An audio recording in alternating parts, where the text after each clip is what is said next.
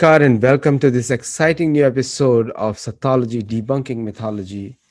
And today we're going to speak the mercy of Shitala Devi. And we have a very exciting author, historian, and a wonderful person, very knowledgeable person from Australia. Today speaking to us about the story of vaccine, that how India attained a miracle. So without delay, let us welcome Sri Mitra Desai. Namaste. Thank you for having me back, Aditya. You're always welcome. Always a pleasure to speak to Sattology. Always welcome, always welcome. Our goal is to debunk mythology as much as we can, because the whole world, Quora, Wikipedia, everyone is shouting against us. So we have to Yes. do something about it. So this is a new book you're writing. Tell us something about this book. Um, well, this is a book about Shitala Devi, but essentially it's not about her at all. It's about how India enabled vaccination. Uh-huh. Today, if you look at Wikipedia, it'll tell you that the father of immunology, father of vaccination is Edward Jenner and all of that. But somehow behind all of this is the story of how India had been quietly doing that for a very long time. And it's a story that we've never heard of. So it's now coming out as a book. So this Shiva Jayanti, 19th of Feb, we're hoping to offer that to the readers, and it will be published in India by Subbu Publications. And outside of India, it will be available on Kindle. Oh, wonderful. I think for viewers, do watch out. Mitra Desai, Mitradesai. Do watch out. And I'm really looking forward to getting that book for myself. So I think you have some slides prepared for this. So Yes.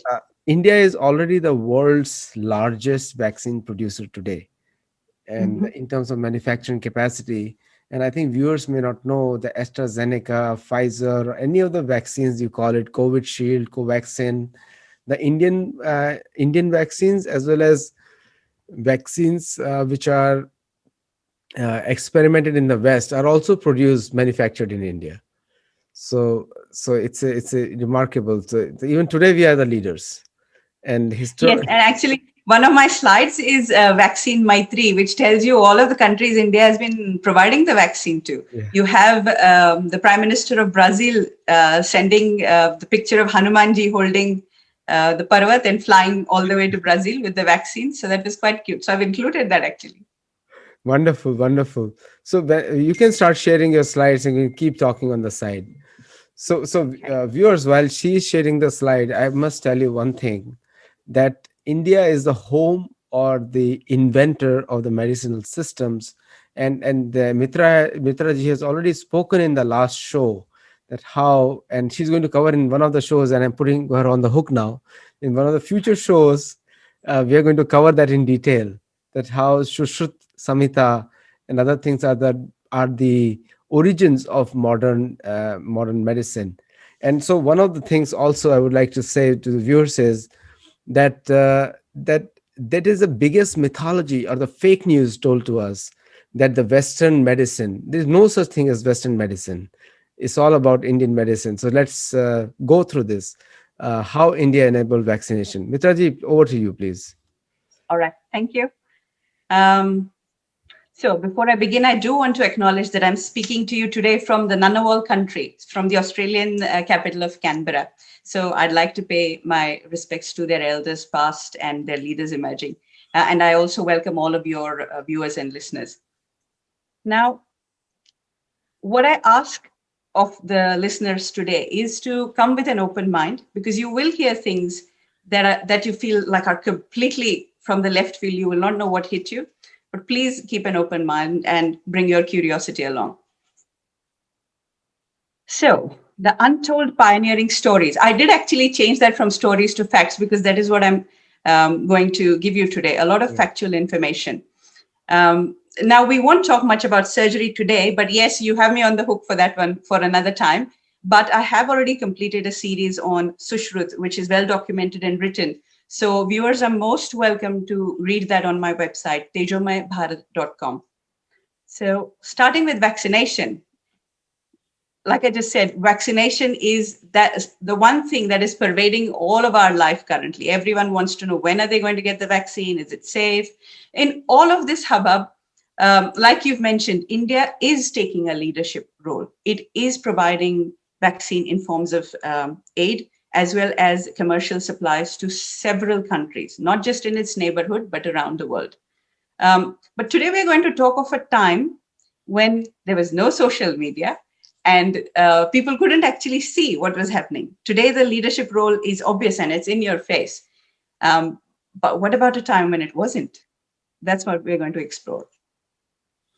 So we are going to talk of smallpox and vaccination. Now, smallpox has been eradicated in 1978. So chances are anyone born after that may not have an understanding of what we're talking about. So I'll briefly give you a snapshot of what it is.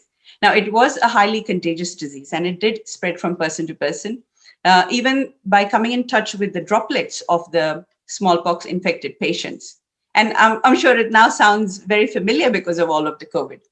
So what happened with smallpox was the person would develop high fever and fatigue. It would be followed by a rash.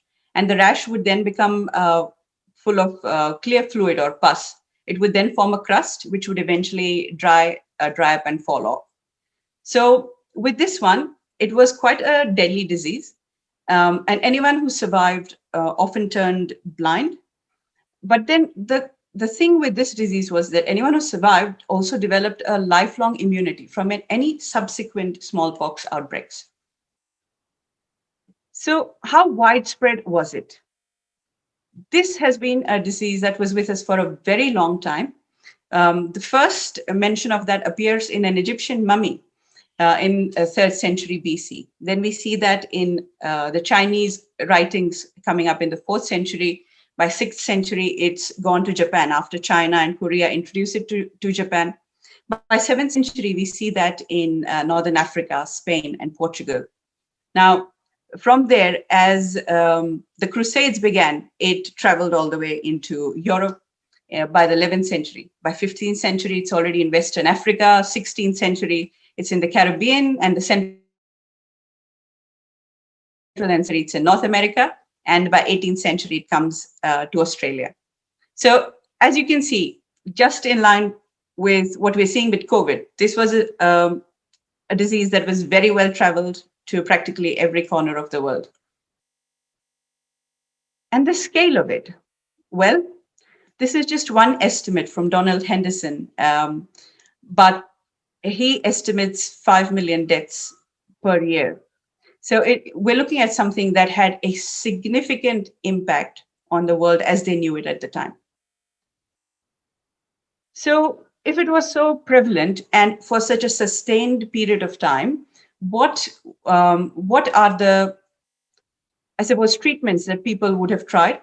So there is something called nasal insufflation, which was practiced by the Chinese as early as the 15th century. But again, Joseph Needham, he writes in his book that although there is mention of the Chinese method, it was, well, kind of shrouded in secrecy. So it was difficult to establish what was exactly happening. And in many ways, it's very similar to what we're experiencing with China currently. So I suppose it wasn't much different. In other parts of the world, there were many herbal remedies and cold treatments. And one very interesting treatment, there's Dr. Sydenham, who says that leave the windows open, all of the doors open, no fire in the room, and give the patient 12 bottles of small beer every 24 hours. So obviously he was a very popular doctor. But then there's Dr. Emmanuel Timoni, and he mentions something called the Turkish variolation in the letter that he's written to an exiled Swedish king. And that's the first account of variolation that we come across. So those were the kind of treatments that people were already trying. And this was just an interesting cutout from the pamphlet, which says, this is what happens when you're going through smallpox. So this was titled The Wonderful Effects of the New Inoculation. So this is what people had in mind in terms of receiving any kind of treatment related to smallpox. Then along came Jenner. So now Jenner, I won't go too much into the biographical information of Jenner, but he was a very versatile and curious person. And basically, when he was about 13 years old, he started apprenticing at one of his local GPs. And then he went on to become a GP himself. And then 20 years into his practice, nearly 23 years into his practice, he began experimenting with cowpox.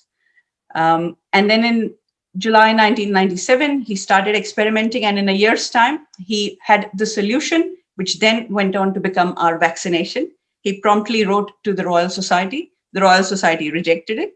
So then he continued campaigning and advocating for the cure. And that was accepted by other surgeons. Eventually, the British Parliament acknowledged his contribution and they granted Jenner £10,000, additional £5,000 5 years later. And the vaccine in the form that he introduced, that was the one that went on to be administered to all of the people. And the world eventually became smallpox free in 1978. So that's the timeline. And that is really the base of our conversation. So that's what Jenner has done. And we eventually eradicated smallpox in 1978. But how did he do it? So just going back to this slide for 1 second, you'll notice here that he started practicing medicine in 1773. And there's a 23-year gap. He starts experimenting with cowpox only in 1796. And then he finds the cure in 1797. Now, it is said that Europe was very well aware that if you suffer from cowpox, you don't suffer from smallpox. If you've suffered from cowpox, you won't get smallpox. That was common knowledge in Europe from about 14th or 15th century. So the obvious question is, if they already knew, why had they not found a cure until Jenner did so using cowpox vaccination in 1797? And the answer is that there was a missing link. The variolation or inoculation, these two words are used interchangeably. They are the precursor to vaccination as Jenner employed it. But what variolation or inoculation did was that what you would do is you would take the pustules, the material from the pus from a person infected with cowpox, and you would introduce that into a healthy person. And that healthy person would develop cowpox. After that person had suffered cowpox, Jenner then took variolous or pus material from a person infected with smallpox and then introduced that into the person who had already suffered cowpox. So now he suffered from a bout of smallpox, but he wasn't, the person safely came out of that without death or blindness. So that is how he used cowpox to introduce what's called adaptive immunity. And that was the missing link. Jenner was able to utilize that information to develop the vaccination. So the question here is, where did that information come from? And that missing link draws us to India. So the knowledge transfer and the supporting evidence starts pouring in from India. And I'll give you the British accounts, because if I give any Indian accounts, we have a tendency to say that's all fluff. So I will give you the British accounts for that. There's a letter written by Robert Gould to Dr. Oliver Gould in London. And Robert Gould is said to have been one of the officers at the Bengal presidency. And in this letter that he writes in 1731, he observes the process of inoculation. And the process in India was called tika, which still to date is called tika. If you're going to get an injection, colloquially, it's just called tika. So this particular letter documents that the tika process was known and practiced in India at least 150 years ago. So we're looking at 150 years prior to 1731. And then he goes on to say that that was the process documented by one Dhanvantari. Dhanvantari, as we know, is the presiding deity of medicine for Indians. So that was the first letter. But is one letter sufficient? Is one entry sufficient? No. So let's find a few more. So Reverend Charles Chase, he writes in 1754, and he actually writes an essay and he documents the process of inoculation or variolation. And in this one, he says that he observes that the variolous material or the pus material is actually preserved in twisted threads. They are then inserted in a needle, which is passed between the flesh and the skin. And this was actually done by an English lady on her two young children. So what the English lady tells is that the variolous material was preserved by the inoculator from the time of his grandfather or great grandfather. So now you're looking at not just a treatment, but the storage protocol for an extremely contagious disease. They also knew, India knew how to store that and how to use that effectively. But the most important account comes to us from Dr. John Howell. Now, he addressed the College of Physicians in London in 1767. This address was later printed as a booklet as well. But in that, he gives a very described and detailed account of a tribe called the Brindavan Brahmins or the Banaras Brahmins. And they had such a phenomenal understanding of this disease that they knew, looking at the weather or looking at the conditions, when it was going to strike, what was its intensity going to be like. These colleges of Banaras or Brindavan Brahmins, they would distribute themselves in such a way that they reach their designated villages 3 or 4 weeks before the disease arrived. And they would then treat the disease as it arrived or even pre-prep. Excuse me. And they were considered specialists. And then Dr. Howell basically tells us what their process was. They would take a small wad of cotton, which was charged with the variolous material, and then it was placed on top of the 15 to 16 minute incisions that would be made on the arm after it was rubbed vigorously. So basically, that is how they infected a healthy person with smallpox. Now, this was also followed with a stringent prescription of diet that they had to follow. There were rules and rituals for the family surrounding whether to come in contact with that person or not, how long to stay away. So they had an extremely well-developed understanding of what they were dealing with.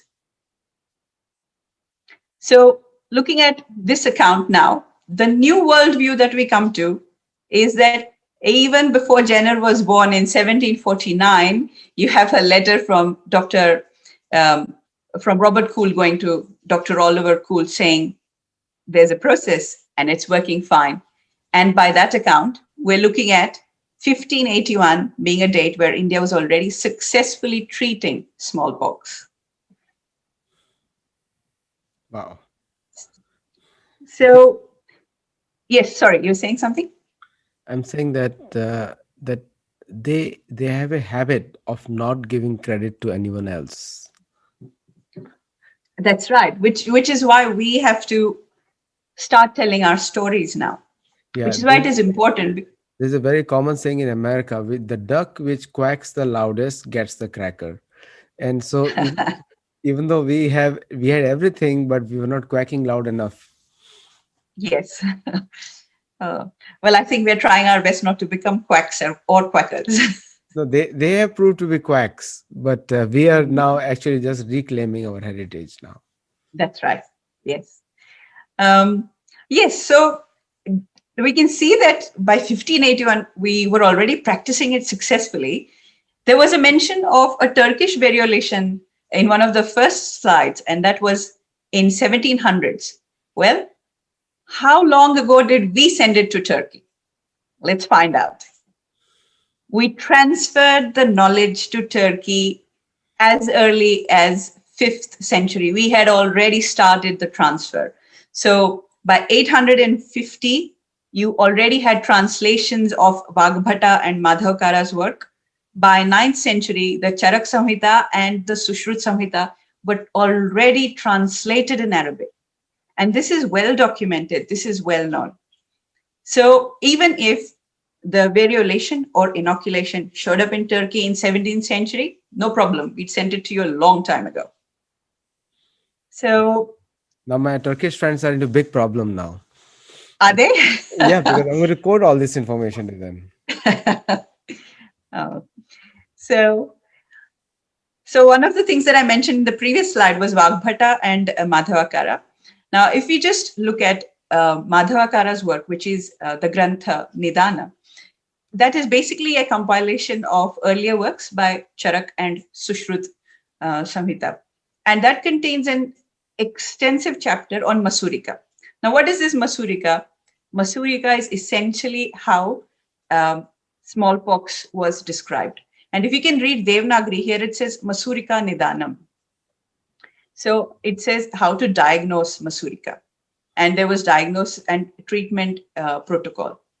Same with Vagbhata's Ashtanga Hridaya Samhita, that is considered to be a 7th century work. And even in that, he clearly talks about Masurika. He describes that as appearing coral globules breaking out and then swiftly vanish. And the person who suffers through that dies. So his work in turn draws on Charak and Sushrut. Sushrut, in his work, accurately describes that Masurika is a yellow or copper color pustule attended with pain, fever, and burning, appearing all over the body and the face and inside the cavity of the mouth. Now, if you see, this is a child who's suffering from smallpox, and Masurika or Masur, which is a pulse, which is in common diet across the Indian subcontinent. I've shown a picture underneath. So you can clearly see how the resemblance is uncanny. But Sushrut had described this in his works. Now, like I said before, we won't talk about Sushrut much, but I do want to tell your viewers here that in the previous series that I did with with Nilesh O, one of the things we had done was we dated Sushrut after triangulating various Indic narratives. And we are confident that he existed at or prior to Mahabharat times. So that places him at 5561 BCE, really, 7,500 years ago from now. That is when Sushrut's dating is. So this is where I think we need to hold on to our hats, because the new worldview that now comes to us looks completely different with this information. Now what we can see is by 800, you already have Madhavakara's works, Vagbhata's works by the 7th century, and then Sushrut, way back in antiquity. So Vagbhata and Madhavakara are continuing to bring to us the works that Sushruta had elucidated several thousand years ago. So that's how long we have known about this. That's how long we have successfully treated this, but we have never spoken about this. And we have never received any credit for this, which is why I think we need to start quacking and tell our stories. No, that's so true, because the Western the kids, what are being taught in the Western world is such a story now. And one of the things that started coming in, as we are starting to question everything in the Western history, they are now saying, how come India got everything? We didn't do anything. I said, yes, you did something. You plagiarized everything. And so it's not, but Indians are not asking for retribution. Indians are asking just a thank you, acknowledge, Yes. because it's just that's what we need for look for. And this is a great information actually for them to re-record it. And all of this is documented, and it's not documented by Indians, it's documented by everyone else. So what you'll see is India's story has always been told by the outsiders, whether it is A.L. Basham's book, The Splendor of India, or Catherine Mayo's Mother India, or Will Durant's Case for India, or any of the other Chinese travelers or Arabic travelers. They are the ones who've written about all of this, not us. So I think it is now time for Indians or Bharatiyas, people who are native to that country, to start telling their own stories. Because essentially, when a traveler writes about it, they come with their own set of perspective, and they come with a limited understanding of what the context is. It would be an entirely different context for me as a native or an indigenous person to look at my own traditions, rituals, or all of the things that I'm doing. That is why I think it is important that we start telling our stories. Don't not let anyone else decide or tell them for us. No, one of the problems which we see in the Western, I'm just talking about the new generation, the Wikipedia and the Quora generation, is that in Wikipedia and Quora, they have a habit of questioning everything because there is a political agenda. But earlier, the travelers from those countries did not have political agenda; they had existential agenda because they were trying to just live. And without information, this kind of information from India, they would not be surviving this far. So the motives are totally different today, and so therefore there is a need for all of us to also question what they wrote, and also we need to tell the story of India from our own perspective, like you said just now. So, yes, so this is the new view that we end up with, where we can confidently say that India was directly treating smallpox in a variety of methods long before Jenner even came to his vaccination. Now, what I found was if you look about information for vaccination, you will hear even the littlest story about how Edward Jenner went on to um, get the pustules or the cowpox matter from a young dairy maiden. And we even get to know her name. Her name was Sarah Nelm. And that pustules, those pus matter was introduced into an 8-year-old boy. His name was James Phipp. And James survived cowpox. And that's when a couple of months later, Jenner introduced the smallpox pus material into him. And he survived that as well. And that's when Jenner described that the cure was complete. So even these little details are important, are noted as being important in Wikipedia. And yet the contribution of Vrindavan Brahmins or the methodology that India had receives absolutely no mention. And if at all, it is postulated as pseudoscience.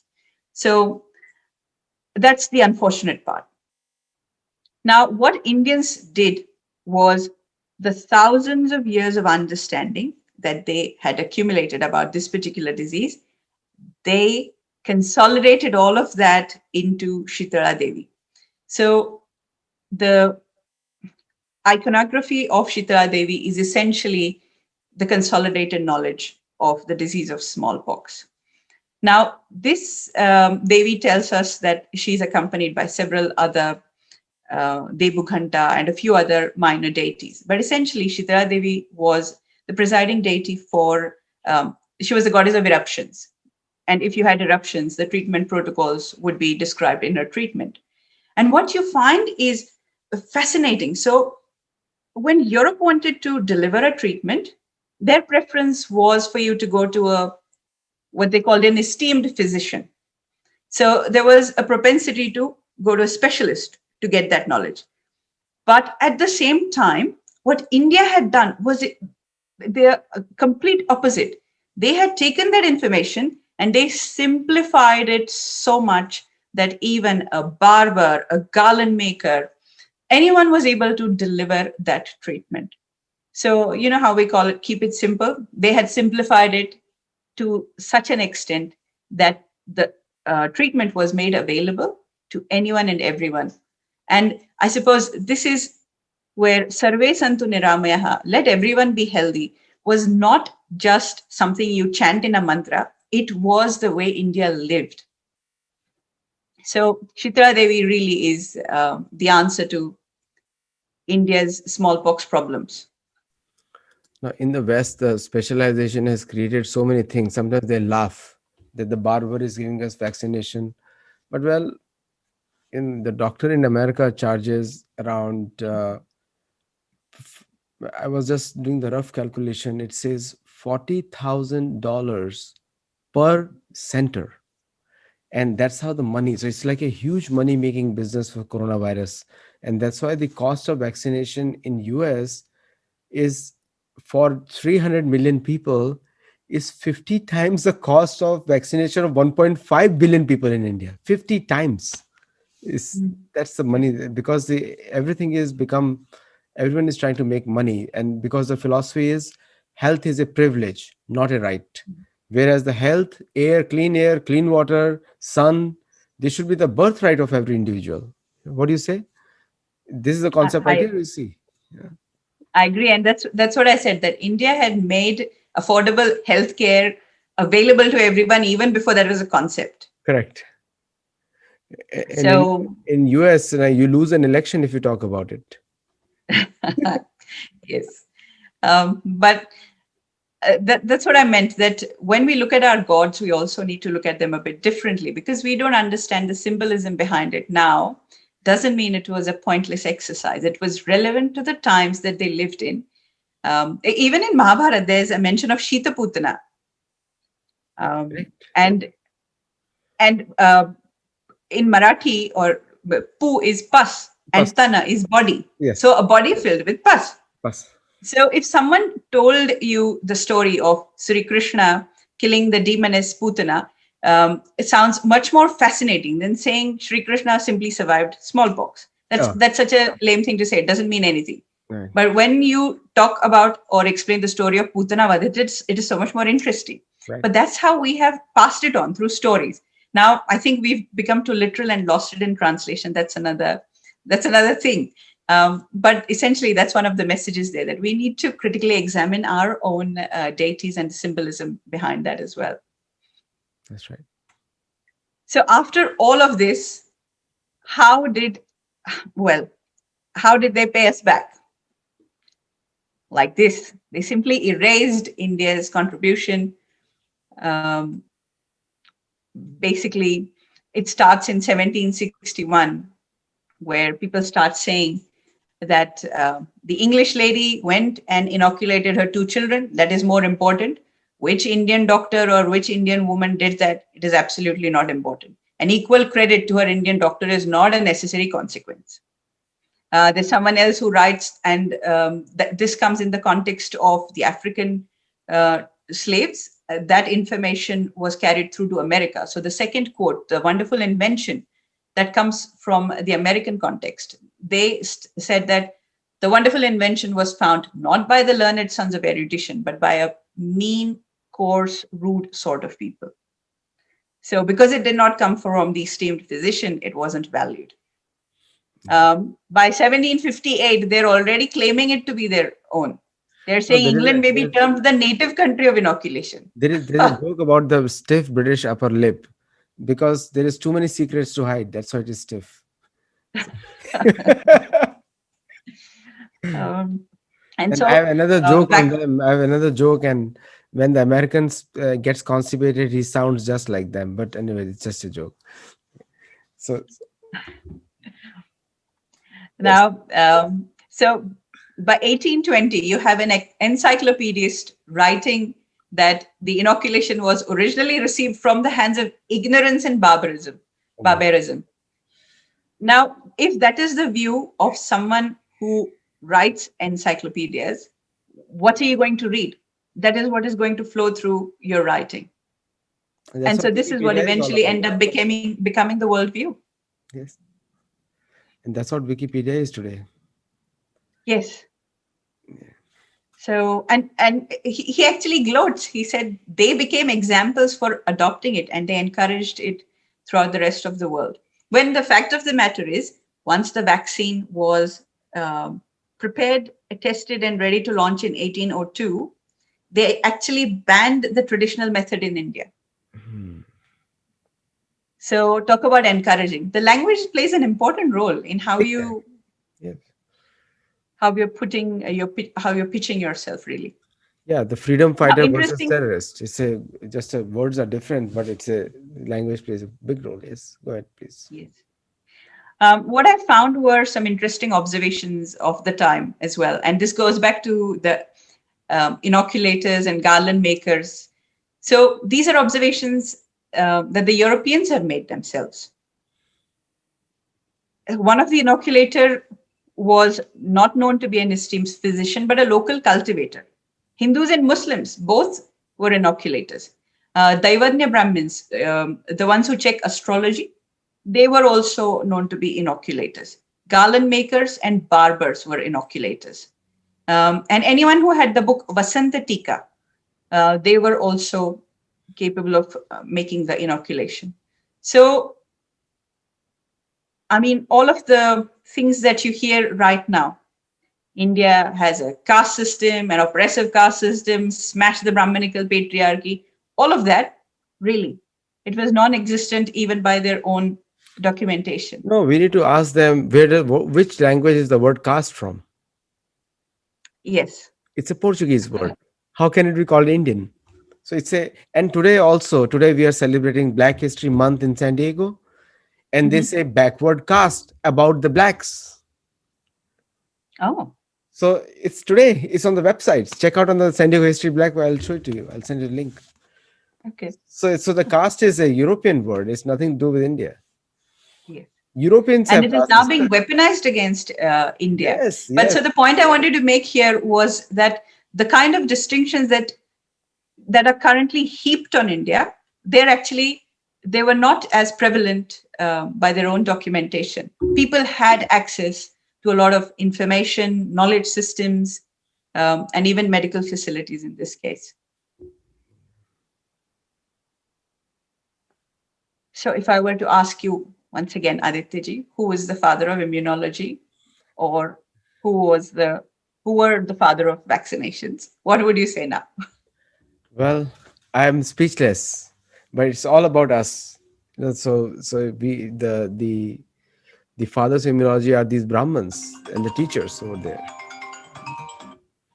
So So yes, so I'm happy to assert that the fathers of immunology and vaccination are in fact Vrindavan and Banaras Brahmins. So all of this was just a quick snapshot of upcoming book. what I've written in the book, and the book isn't very technical because I know that this isn't a topic like if you make it too technical, the young ones are not going to read it, and they are the ones who actually need to read it. So this is a conversation between a young girl who wants to go to America for her higher education, and she gets stuck at home due to the pandemic, and she ends up having a conversation or let's say a debate with her grandfather, who is an Ayurveda acharya. And it's the conversation between the old and the new. And that is how she uncovers all of the things that we're talking about, and a lot of nuances about the society at the time, about how the information was taken from India and how India has never received any credit for it. So that's all there in Shitala, how India enabled vaccination. Thank you so much for this wonderful topic you chose and you spoke, because it's all new information. It just makes me more proud that our mission of debunking mythology is going stronger now. And just that, we not even in vaccination, in terms of every other aspect, music, culture, dance, uh, we have made a significant contribution to the world. And my just saying is that what I put forth is, we are not asking that any retribution. Like British are scared that we may ask them money from. They've already stolen a lot of money, and they've eaten and they've digested and thrown it away as well. We are just asking is, recognize the true history, document it properly, so that your children know from where you learned what you learned actually. If you don't do that, then we are going to tell you and debunk your theories again and again, because we are going That's to right. continuously challenge what you said told to your children. Mhm. So do you have any And closing I think words? the other important thing as well is if we don't understand the appropriation now, we are going to be in trouble because the Indian knowledge systems continue to be mined for information. So Correct. examples of this were where India had to stop patent of turmeric, or recently in 2018, I think it was an American patent was granted about Karela. Karela is said to be used in diabetes management pills and things like that. So I suppose people, once they come across these diabetes management pills, they'll happily derive the benefits of it, but they will never ever know that the information that made it possible comes from the science of Ayurveda and comes from India. And so they'll continue holding the view about India, that that's the place where people still defecate on streets, not realizing that they're benefiting from the knowledge that's coming out of India. So, which is why telling our stories is important. So that's what I would like to say, that please continue doing what you're doing and bringing Indic voices to everyone. So one of the things you mentioned about Karela, on an average, the diabetes patients and insurance companies, patients pay almost for a year supply, pay 4 to 5 thousand US dollars every year. Insurance companies earn 15 to 20 thousand dollars every year preventing diabetes. So now, when you have this kind of ecosystem, who wants to go to India and tell them? So, just an example of one company called Aveda, which is very famous in cosmetics all over the world. Lakme bought it for $37 billion. And the founders of that country, and I think there's one more research you can do, and I'm just quoting from a article. The founders of those companies got the formula for those cosmetics for few thousand rupees, and they sold the company for $37 billion. They never acknowledged, the half of the profit from that company from Lakme should go to India or to those farmers from where they chose. It has been too much plagiarization everywhere. So the Westerns, we have to question, we have to ask these questions, and that's what debunking mythology is all about. So thank you, Mitraji, for coming on the show and sharing. And next session is on you. Yes, always a pleasure. Thanks to you and your viewers for listening today. Thank you. Namaskar.